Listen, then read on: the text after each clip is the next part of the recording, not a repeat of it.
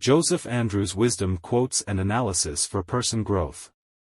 Joseph Andrews. The History of the Adventures of Joseph Andrews and of his friend Mr. Abraham Adams, was the first full-length novel by the English author Henry Fielding to be published and among the early novels in the English language. Appearing in 1742 and defined by Fielding as a comic epic poem in prose, it tells of a good-natured footman's adventures on the road home from London with his friend and mentor, the absent-minded Parson Abraham Adams. Subscribed by my YouTube channel, Golden Words. The only source of the true ridiculous, as it appears to me, is affectation.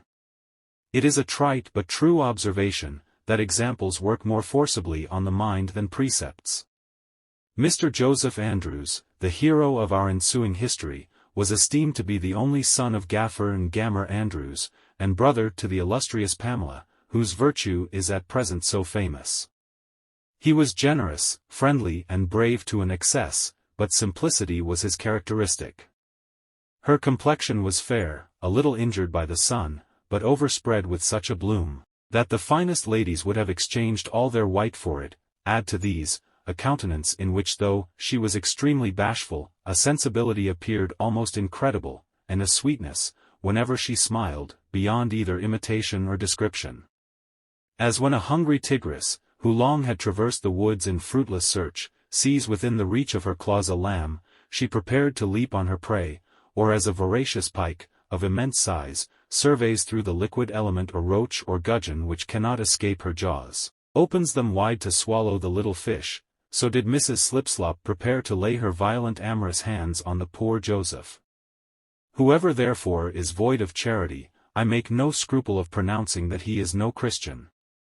It is more than probable, poor Joseph, who obstinately adhered to his modest resolution, must have perished, unless the postilion, a lad who hath been since transported for robbing a hen-roost, had voluntarily stripped off a great coat, his only garment, at the time swearing a great oath, for which he was rebuked by the passengers, that he would rather ride in his shirt all his life, than suffer a fellow creature to lie in so miserable a condition.